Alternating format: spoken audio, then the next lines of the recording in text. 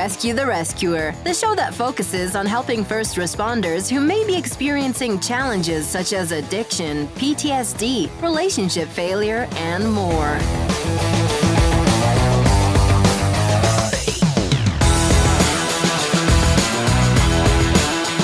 We use stories of struggle and recovery to highlight successful survival strategies for those in this powerfully stressful field of work.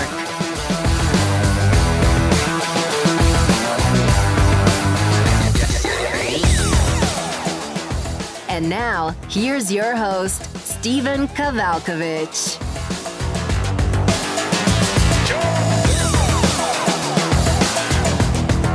Hey everyone, this is Stephen. Thanks for joining me on the show. I'm a former paramedic in long-term recovery from addiction and post-traumatic stress disorder.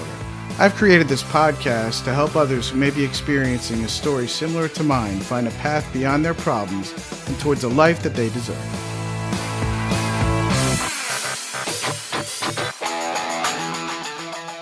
Before we get started with today's episode, let's hear this short message from one of my supporters.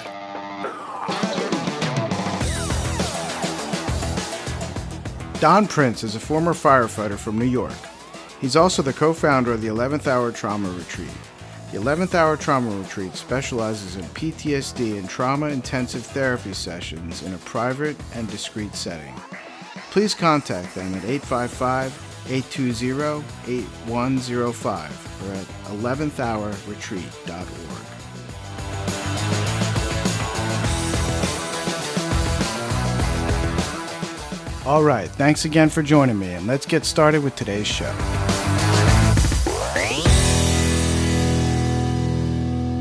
Hi folks, you're listening to Rescue the Rescuer, where we heal through connection, we connect through struggle. I'm your host, Steve Kavalkovich, and you're listening to episode number 0000, the introduction. The date is September 11, 2001. The time is approximately 8:30 p.m. Myself and 100 or so other firefighters, cops, paramedics, military personnel, and just anybody who came to help had just exited a boat from Jersey City into Lower Manhattan. As we walked from Battery Park, where the boat landed, to Ground Zero, the thing that struck me, and still strikes me to this day, was how quiet it was. If you've ever been to New York, it's the busiest and loudest city in the world. Not on that night. There was only one sound that I could hear. That was the sound of the pass alarms on firefighters' air packs. A very distinct sound. And if you don't know what it is, chances are you would ignore it. But for those of us that are in the know, we were well aware of what that meant. It meant that somebody, somewhere in that rubble, was in distress and more than likely not coming home. All you could hear were hundreds of them. That was one thing that stayed with me that night, and still to this day stays with me. The other thing was it was the first time I think I can remember in my life that I felt powerless. Because we showed up to help. We showed up to find somebody to help. Unfortunately, by the time we got there and we staged at the triage station at Staten Island Ferry Terminal, we waited and we waited and we waited and nobody came. For everybody was either at the hospital, evacuated, or unfortunately already dead. So the fact that my desire to go and be a part of it was that desire that most of us have to help, to be there in times of crisis when people are running away from the fire. We're the ones that run in. And it was no different that day. But unfortunately, like I said, powerlessness came on like a tidal wave. I didn't know that it was powerless. I didn't even know what that meant. I didn't know what it meant till many, many years later. But it's something that stayed with me.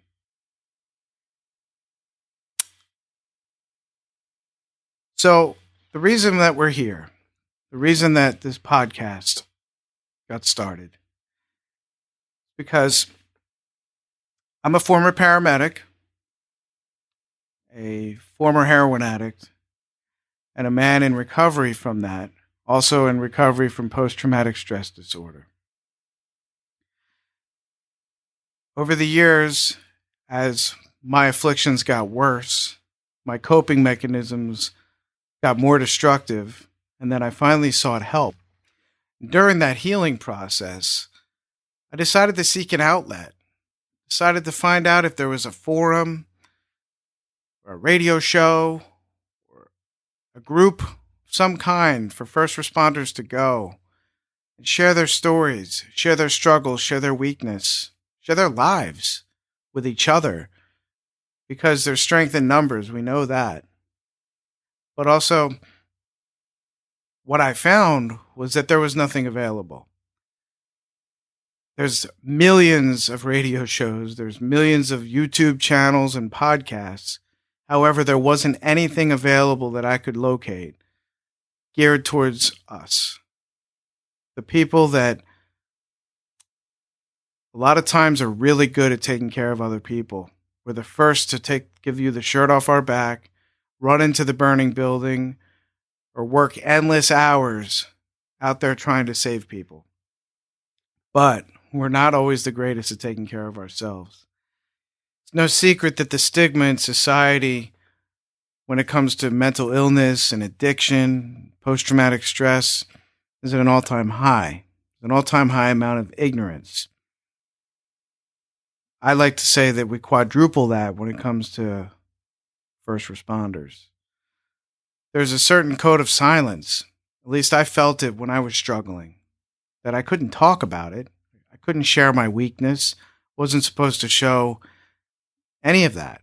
Had to be strong, had to be tough, had to not let anything get to me. That's what I was told. That's what the field is. That's what we believe.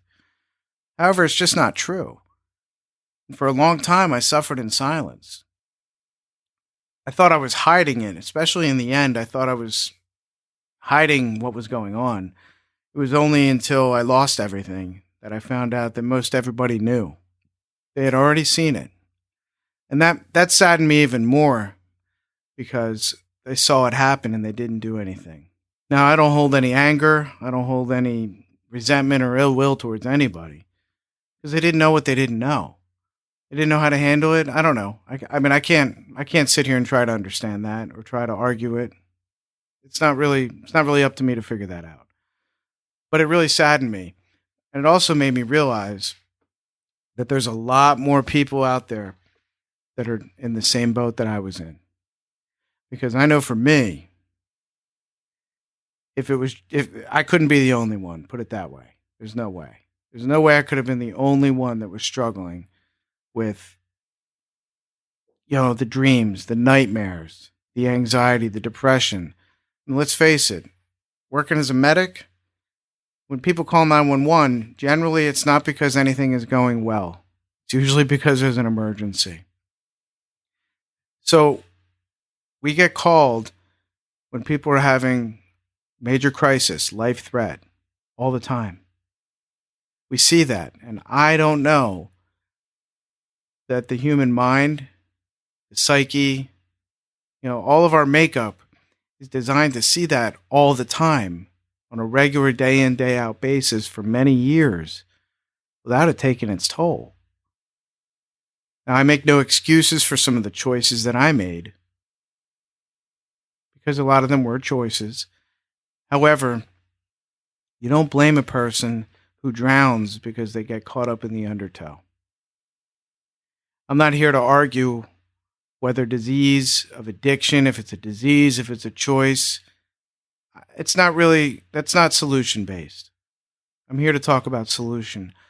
We're here to have a place for us to go, a forum where we're allowed to talk, where we're allowed to share ourselves, because these things die. This destruction, the self-destruction, the destruction of our relationships, our marriages, our children, our careers, everybody we come in contact with, that destruction, it dies in the light of exposure.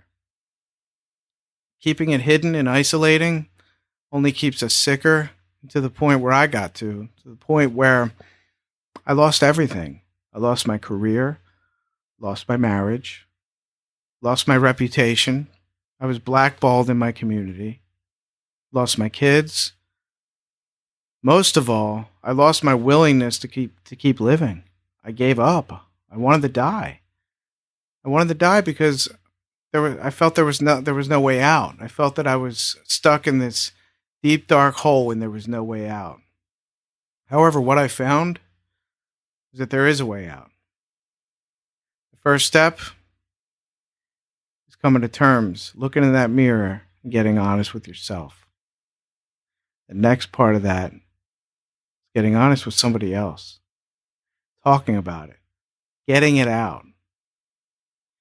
You know, there was a psychology professor who was teaching a class. She walked up to the front of the room and she brought a glass of water. It was half full. She held it out in front of the class. And she said, "What's the question?" And they all said, "Oh, is the glass half full or half empty?" She said, "No, that's the wrong question. The proper question is, how heavy is it?" Everybody said, "Well, what is that supposed to mean?" Her point was, it doesn't matter how much is in the glass, but the longer you hold on to it, the heavier it becomes. So she held it out in front of the room and said, if I hold it out like this for a few minutes, my arm might start getting sore after a little while. If I hold my arm out like this with the glass for a couple hours to the rest of the day, I probably won't be able to move my arm tomorrow. So to reiterate her point, the longer we hold on to things, the heavier they become. Now, I told you the story about 9/11.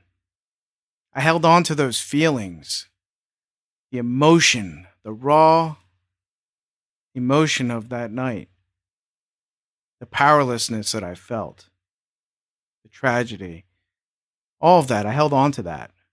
And I let that fuel a lot of things. But my story goes back way further than 9/11. And as you get to know me, you'll get to know more about my story. But the show is not about me. The show is about you. The show is about what can we do to help you. So we're going to be here every week sharing stories of hope, of solution. We're going to become a family. I'm going to be bringing special guests on the show who are experts in the field of treatment for such disorders as post-traumatic stress disorder, anxiety, depression, substance abuse disorder, also known as addiction. All these things. We're going to have special guests coming on at least once a week to talk about these things, to share resources, to give you a place to go when you need help. The fact is, we're used to people coming to us for help. If you're a doctor, you're a nurse, you're a social worker. You're used to people coming to your office or to your place of employment looking for you to solve their problem. Not used to being the one that has the problems. However, all of us have the problems. All of us have the struggles and the weakness of life, of humanity. This is a place for you to talk about it. This is a place for you to get hope, to get perspective, and most importantly, to let you know that it's okay. It's okay, and it's not your fault. I don't want to see anybody else go through the pain and desperation that I felt. If I can help just one person from going down that road, then I feel my life's purpose is fulfilled. Now, would I kill to get back on an ambulance and have that adrenaline rush and rush to save lives? Of course I would. Of course I would. But unfortunately, due to my journey and the choices and decisions that I made, I can't do that anymore. And that's okay. But I knew that I had to transcend that chapter that closed into something new, into a new way of serving people. Because that's what I believe that all of us are designed to do in some way or another. I believe that there's two most important days in your life: the day you're born and the day you find out why. I knew from a young age that I was born to serve others, and I did it as a paramedic for a long time. And I miss it dearly. I miss the camaraderie. I miss the opportunity to maybe give somebody another chance at life by one of my interventions or just showing up in time. But it's no different here with what I'm doing.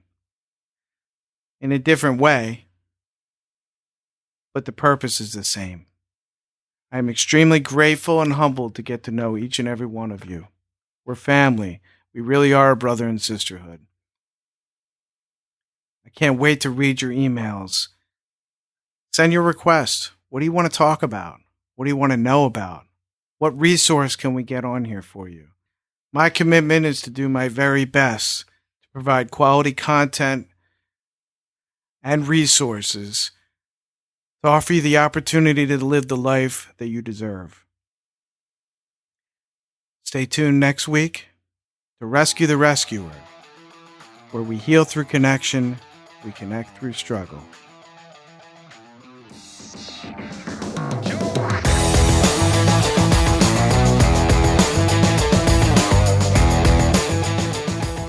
Hey everyone, thanks again for listening. I really hope it'll help you or your loved one. If you get a chance, I really would appreciate it if you could head over to iTunes and Apple Podcasts and leave a review. It will really help me out in many ways. Take care everyone, and remember, you are not alone in your struggle.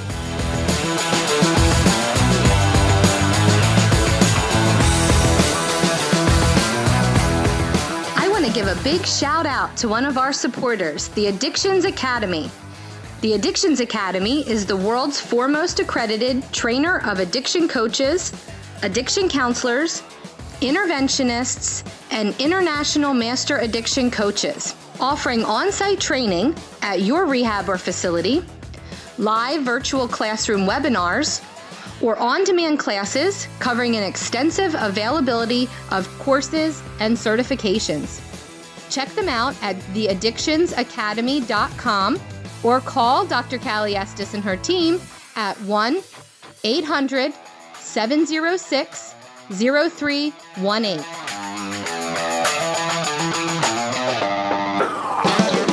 Thanks for listening to Rescue the Rescuer. For show notes and more, head on over to rescuetherescuer.com.